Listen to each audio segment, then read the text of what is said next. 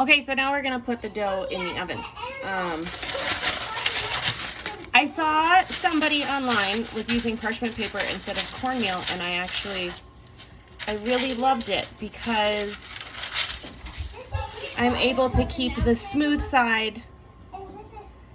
Well, you'll see when we transfer from the proofing basket to the paper, I can flip it over and I can kind of tighten it back up before I put it in the pot, because otherwise when you flip it over directly into the pot, or I would go onto my hand and then put it into the pot, there's no opportunity to kind of tighten it back up. So you end up with a flatter loaf instead of a rounder loaf. So with the parchment paper, it gives you the opportunity to tighten it back up before you put it in the oven. This is my lam, which I use to score the loaf. I'm almost out of blades. And this is a blade I've been using for a while. And I really should switch it out for a new one, but like I said, I'm almost out of them, so I'm just gonna try to see how long I can get away with it. Okay, so my pots have been preheating in the oven for a while at 475, according to the recipe. Now, see, this one had cracked a little bit along the seam, and it's kind of inevitable when you have the seam. As long as it's not cracking in other places, you're pretty good. It's pretty wobbly, you know. I'm gonna go over to the sink and I'm gonna dump some of this extra flour off.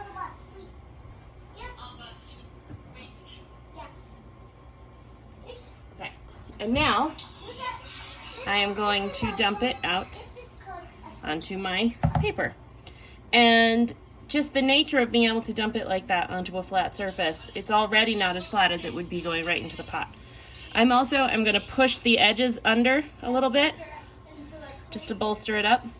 It has that cool spiral pattern because I was able to put it flat side down into the basket and still get a nice loaf. And now I'm going to take my lam.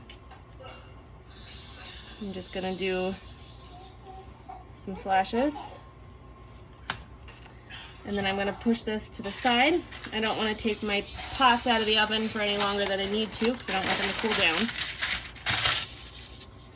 Here's my other one. Here's how it looks.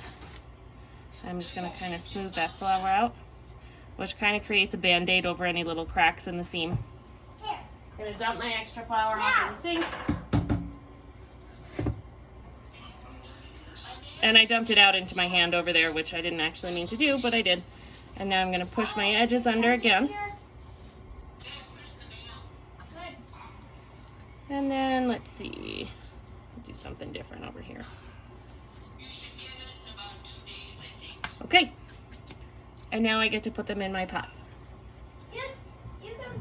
And I'm just going to pick them up by the corners and plop them in there and cook them 30 minutes with the lids on and 20 minutes with the lids off at 475.